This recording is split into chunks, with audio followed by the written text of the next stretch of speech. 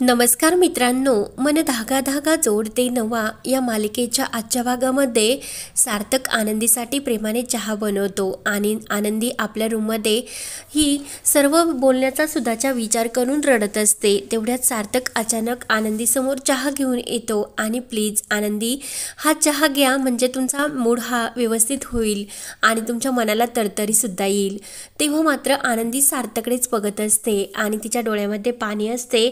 सार्थक म्हणतो की प्लीज हा चहा घ्या आणि कसा झाला मला तो सांगा, कारण मी चहा तर कुणासाठी बनवत नाही, पण खास माझ्या माणसांसाठी मी हा चहा बनवला।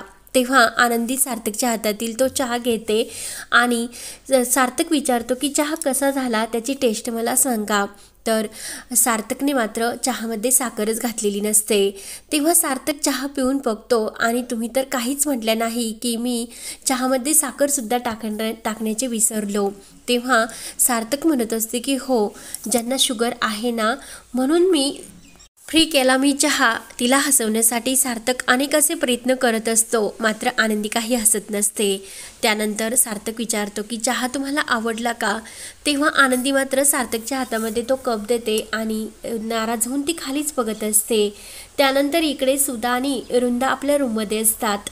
सुधा म्हणत असते की अगं, मी आनंदीशी आत्ता जे काही वागते खरंच खूप चुकीचे वागते। आनंदीला जितका त्रास होत असेल त्यापेक्षा जास्त त्रास मला होतो।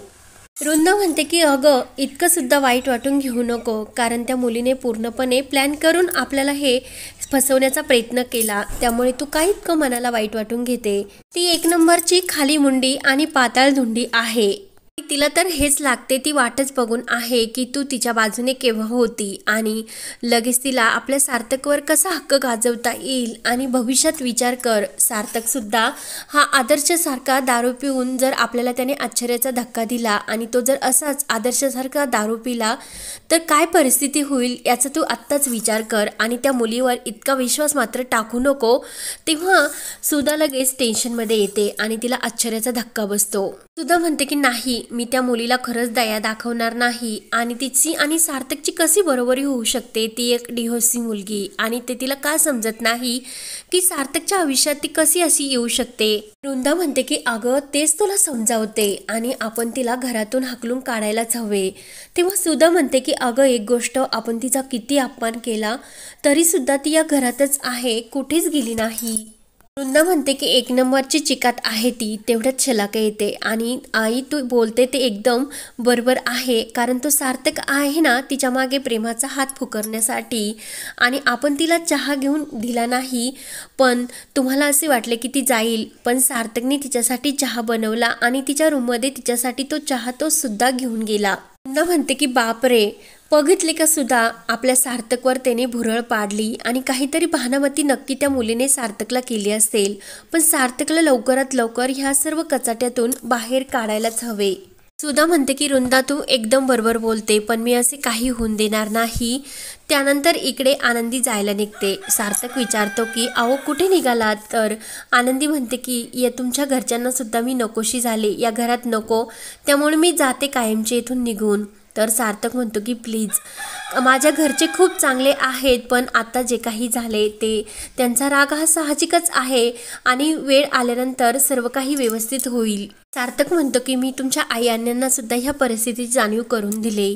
तेव्हा लगेच आनंदी विचारते की म्हणजे काय आणि आई अण्णा कसे आहेत? तेव्हा सार्थक म्हणतो की मी त्यांना एका ठिकाणी राहण्याची सुद्धा सोय केली आणि आता आपण लग्न कोणत्या परिस्थितीत केले आणि तुम्ही व्यवस्थित आहात हे सर्व मी त्यांना त्याबद्दल सांगितले। तेव्हा आनंदी म्हणत असते की तरी सुद्धा मला या घरामध्ये नाही राहायचे। सार्थक म्हणत असतो की माझ्या परीने हे नातं माझ्यासाठी खूप महत्त्वाचं आणि खरं आहे। तर आनंदी म्हणते की या घरातील लोकांना मी खरंच नकोशी झालेली आहे, त्यामुळे प्लीज सार्थक सर मला जाऊन द्यात आणि तुम्ही प्लीज अशा वेळी तेथे जाऊ नका, कारण ते एका खूप मोठ्या धक्क्यातून बाहेर निघलेत आणि तुम्ही जर अशा अवस्थेत तेथे गेलात तर त्यांना काय होईल, त्यांची परिस्थितीवर काय आणखीन मनाचं ओझं पडेल, त्यामुळे प्लीज तुम्हाला ते चालणारच नाही आणि जाऊ सुद्धा नको। तेव्हा सार्थक म्हणतो की मिस आनंदी हा मोबाईल घ्या आणि अण्णांना फोन करून सर्व काही व्यवस्थित सांगा. तेव्हा सार्थक ह्या कप ठेवण्यासाठी किचनमध्ये जातो आणि आनंदी तो फोन घेते आणि आता अण्णांना काय सांगू की मी इथे कोणत्या परिस्थितीत राहते, म्हणून आनंदीला सुद्धा वाईट वाटत असते.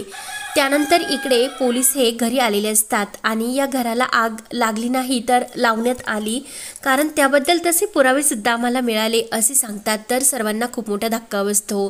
तर मनोज म्हणत असते की हे सर्व कोणी केले असेल आणि ते कोणी केले असेल हे मला माहिती आहे की हे सर्व अंशुमननेच केले असणार, कारण त्याने तशी आनंदीला धमकी सुद्धा दिली होती. आणि अण्णा सांगा ना तुम्ही.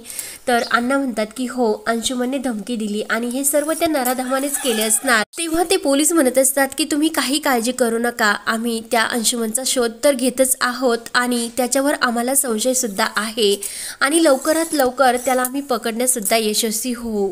तेव्हा मनोज म्हणत असतो की आता या घरात तर त्याने आग लावली, आता त्या सार्थकच्या घरात आग नाही लावली तर चांगले होईल. तर अण्णांना मनोजचा राग येतो. त्यानंतर इकडे सार्थक काही मीटिंगसाठी बाहेर निघलेला असतो. तर सुद्धा म्हणते की सार्थक, मला तुझ्याशी काहीतरी महत्त्वाचे बोलायचे आणि ती मुलगी या घरामध्ये नकोय आणि तू इतका हट्टी केव्हापासून झालात. सार्थक म्हणत असतो की जेव्हा भाईबरोबर तिचे लग्न होणार होते तेव्हा तर ती या घरामध्ये येणार होती, मग आत्ता तुला का नकोशी झाली ती? पण आता माझी बायको म्हणून तुला का चालत नाही, त्याचे एकच कारण दे मला. तर सुधाच्या डोळ्यात पाणी येऊन ती म्हणते की ती घटस्फोटित आहे.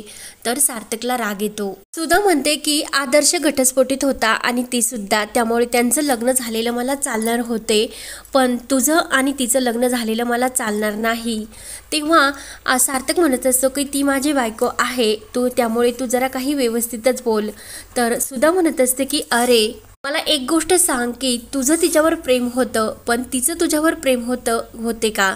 तेव्हा सार्थक म्हणतो की नाही, आनंदीला त्या प्रेमाबद्दल सुद्धा माहिती नव्हते आणि तिच्या मनामध्ये माझ्याविषयी अगोदर प्रेम तर नव्हतेच. तेव्हा सुधा म्हणत असते नाही, ती एक नंबरची खोटारडी मुलगी आहे. तेव्हा लगेच आणि तिने आपल्याला फसवले आहे. तर सार्थक म्हणतो की प्लीज आई, ती माझी बायको आहे, त्यामुळे तू तिच्याबद्दल जे काही बोलशील ते व्यवस्थित बोल. तेव्हा लगेच सुद्धा म्हणत असले की अरे याला लग्न म्हणतात की कपाळावर कुंकू टेकवलं आणि गळ्यामध्ये मंगळसूत्र घातलं आणि हे घरात केलेलं लग्न आहे, त्यामुळे मला हे लग्न मान्य नाही. सुधा म्हणते की एक काम कर, तू तिला वाटेल ते पैसे दे, काही कर, पण तिला या घरातून कायमची तू काढून दे. तेव्हा लगेच सार्थक म्हणत असतं की आई, ती माझ्याबरोबर लग्न करून या घरामध्ये आली, आश्रित नाही, ती माझी बायको आहे. सुधा म्हणते की एक गोष्ट लक्षात ठेव, हे घर माझं आहे आणि मी त्या मुलीला या घरामध्ये नाही राहून देणार, तिला या घरातून बाहेर जावे लागणार. तेव्हा सार्थक म्हणतो की आई, हे घर तुझं आहे, मी तर आपलं समजत होतो. मग एक गोष्ट तू लक्षात ठेव, ज्या दिवशी तिला त्या घरातून बाहेर काढता येईल त्या दिवशी मी सुद्धा हे घर कायमचे सोडून जाईल. सार्थकच्या डोळ्यात सुद्धा पाणी असते आणि सुधाच्या डोळ्यामध्ये सुद्धा. शलाका आणि रुंदा तिथे येतात आणि हे सर्व ऐकत असतात. सार्थक रागाने निघून जातो. तर रुंदा म्हणत असते की अगं, त्या मुलीने सार्थकला प्रेमामध्ये इतकं गुंतून घेतलं आणि वेडं केलं की तो घरच काय पण तुला सुद्धा एक दिवस सोडून जाईल. त्यानंतर आनंदी ही बाबांना फोन लावते आणि अण्णांना फोन लावल्यानंतर म्हणते की बाबा, आणि खूप रडत असते मी या घरामध्ये.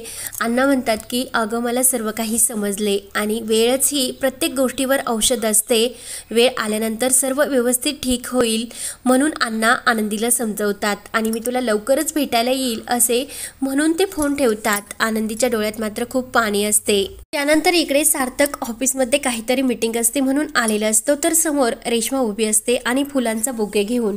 तेव्हा रेश्मा म्हणत असते की अरे, तू तर मला सांगितले नाही आणि चक्क लग्न केले. सार्थक म्हणतो की खूप घाईत झाले. रेश्मा म्हणत असते की मग तू तर आता आनंदी सोबत राहायला हवं, कारण ती घरामध्ये एकटी आहे आणि घरामधील सुद्धा वातावरण रागाचे असेल.